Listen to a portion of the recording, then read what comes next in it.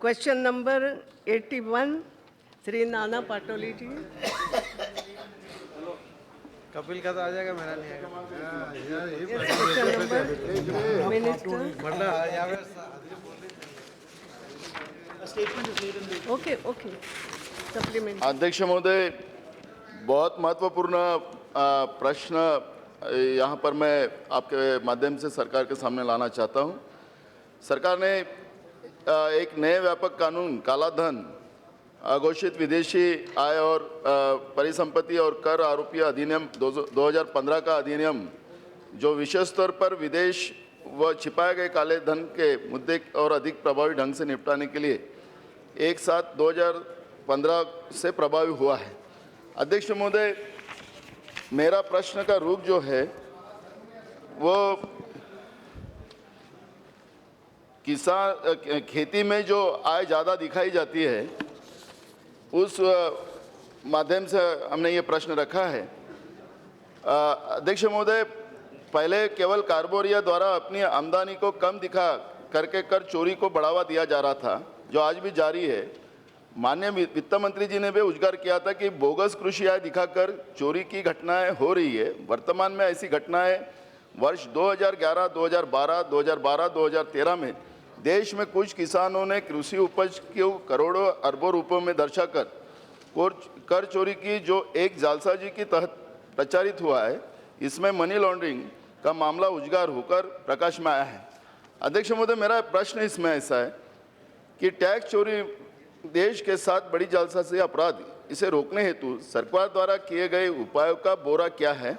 सदन में माध्यम से जनहित में जानना चाहता हूं कि क्या सरकार अब तक केंद्र और राज्यों में इस तरह के आपराधिक मामलों की जांच की आदि हाँ, तो आरोपियों का राज्यवार ब्यौरा क्या है? उनमें से कितने लोगों पर कानूनी कार्रवाई करके दंडित किया गया है? आपको सेकंड सप्लीमेंट्री मिलेगी, बैठिए जी।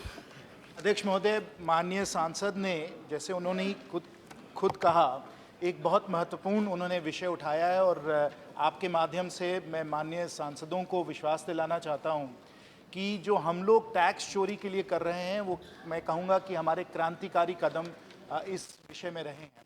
इसके 3-4 पहलू हैं जिसको मैं थोड़ा व्यापक रूप से मैं समझाना चाहता हूँ। पहली बात तो ये है कि हमें समझना चाहिए कि जो टैक्स कलेक्शन हो रहा है उसमें हम काफ़ी वृद्धि ला सकते हैं, हम लोगों ने वृद्धि लाया भी है। पर अगर हमें वृद्धि लाना है तो हम लोग टैक्स नेट को ज़्यादा नहीं बढ़ा सकते हैं। जो टैक्स में चोरी हो रही है, जो कंप्लायंस में जो कमियां हैं, उसमें हमें और उनको बेहतर बनाना है। जो टैक्स नेट का जो मामला है, कई लोग इस बात को उठाते हैं कि आज के समय शायद 3 या 4% लोग सिर्फ टैक्स भर रहे हैं। ये गलतफहमी है। मैं आंकड़े आपके सामने स्पष्ट समझाना चाहता हूँ कि आज हम लोगों के दौरान, हम लोगों की सरकार के दौरान जो करीब 5 करोड़ टैक्स पेयर्स थे वो बढ़कर अब 5.5 करोड़ और अब करीब 5.8 करोड़ तक हो चुके हैं। और अगर हम ये 5.8 करोड़ टैक्स पेयर्स को देखते हैं तो हमें सिर्फ उन्हें 1.25 बिलियन जो देश में जो वासी हैं उनकी तरफ उस नज़रिए से नहीं देखना चाहिए। हमें समझना चाहिए कि हाउस होल्ड्स कितने हैं जो टैक्स भर सकते हैं। और हाउस होल्ड्स कुल मिला के करीब 25 करोड़ हमारे आज के समय हाउस होल्ड्स हैं। और इन हाउस होल्ड्स में जो ज़्यादा मतलब नंबर के हैं, 18 करोड़ जो नंबर है, वो रूरल हाउस होल्ड्स हैं जहाँ एग्रीकल्चरल इनकम को टैक्स नहीं किया जाता है।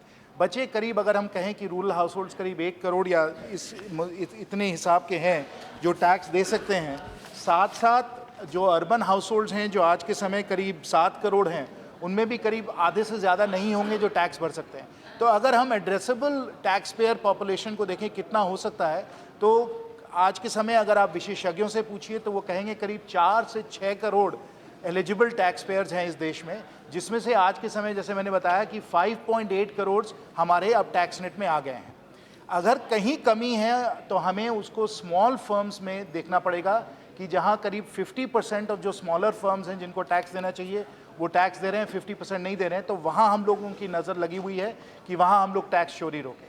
साथ साथ टैक्स नेट के साथ साथ हमें कंप्लायंस पे भी जोर देना है। और कंप्लायंस चाहे वो डायरेक्ट टैक्सेस हों या इनडायरेक्ट टैक्सेस हों, वहाँ हम लोगों की बड़ी कड़ी कार्रवाई चल रही है। और जो प्रोसिक्यूशंस अगर आप देखें और जो सर्च और सीजर का जो एक्टिविटी चल रहा था पिछली सरकार में और हमारी सरकार में, अगर हम उसकी तुलना करें तो आपको नज़र आएगा कि ये सब जो एक्टिविटी होनी चाहिए, जो सख्ती से कार्रवाई होनी चाहिए, उसमें भी बहुत वृद्धि हुई है। आज के समय जो हम लोग डायरेक्ट टैक्सेस की तरफ जो प्रोसिक्यूशंस एंड कंपाउंडिंग कर रहे हैं वो करीब 30% बढ़ चुके हैं। और अगर हम इनडायरेक्ट टैक्सेस की तरफ देखें तो वहाँ सेंट्रल एक्साइज और सर्विस टैक्सेस में जो वृद्धि हुई है करीब 66% हुई है। और कस्टम्स में तो बहुत ज़्यादा हुई है, वहाँ तो गोल्ड स्मगलिंग भी ज़्यादा बढ़ गई है, पर कस्टम्स में 600% से ज़्यादा हम लोगों ने प्रोसिक्यूशंस लॉन्च किए हैं।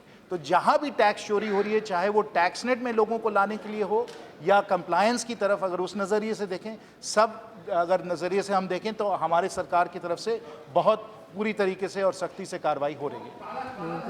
सप्लीमेंट्री बीच में नहीं बोलते।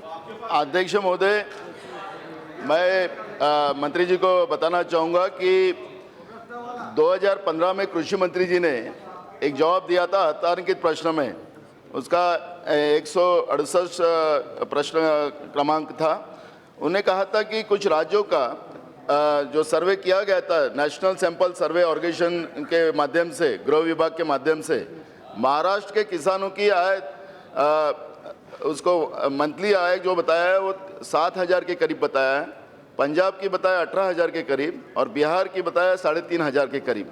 मेरा प्रश्न सिंपल है अध्यक्ष महोदय, मंत्री जी जो बता रहे ब्यौरा, मेरा प्रश्न सिंपल है कि जब नेशनल सैंपल सर्वे ऑर्गेनाइजेशन के माध्यम से जो सर्वे आया है वो भी सही नहीं है, वो भी सैंपल के माध्यम से दिया गया है। किसानों को अगर आय ज़्यादा होती, करोड़ों रुपए की आय अगर किसानों को मिलती तो वो क्यों सुसाइड करता।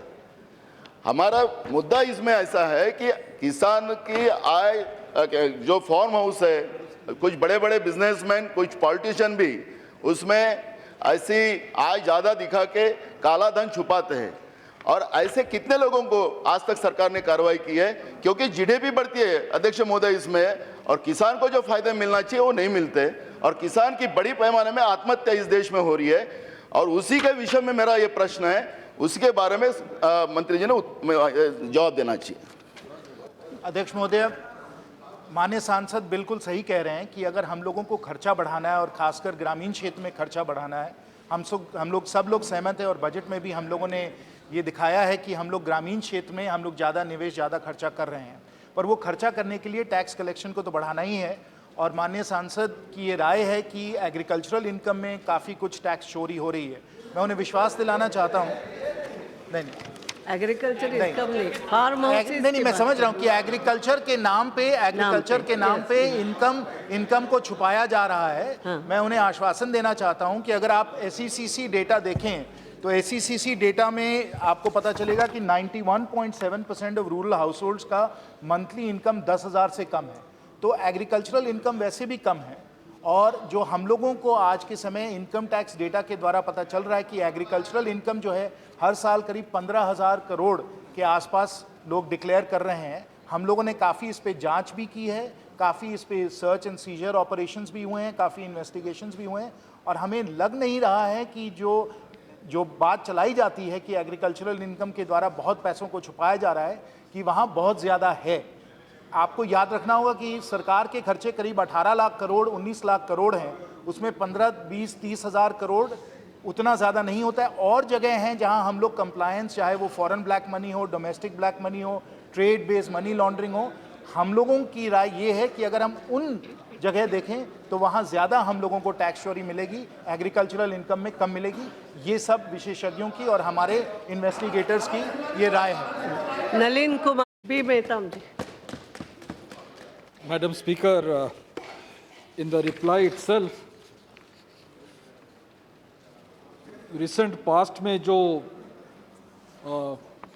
पदक्षेप लिए गए हैं relating to black money, as per the decision of the or direction of the Supreme Court, when the EPA was in power, the first decision this government had taken was for constituting the special investigating team.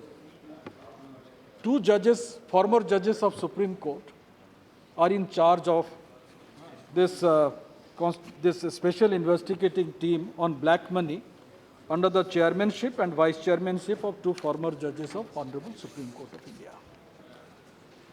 इस बीच करीब 2 साल हो चुके हैं. I would like to understand And as far as I believe that it is not a permanent body which will continue to exist. But there was certain mandate before the special investigating team. जो black money अंदर है देश के अंदर उसको जानकारी करके suggestion देंगे सरकार को किस तरह उसके खिलाफ कार्रवाई होगा और जो अनअकाउंटेड मनी बाहर जमा हुआ है इसके बारे में भी सजेशन देंगे। मैं यही पूछना चाहता हूं कि ये unaccounted money, tax evasion, money parked outside, इसके बारे में कुछ सजेशन या कुछ रिपोर्ट एसआईटी सरकार को दिए हुए हैं या सुप्रीम कोर्ट को दिए हुए हैं? और दूसरा ये है कि has SIT suggested that what new law is to be done, is to be promulgated, which will minimize the creation of black money in the country. Yes. Madam Speaker, we have received a wide set of recommendations from the SIT, which of course, as Honourable Member has noted, was constituted literally as one of the first actions of this government.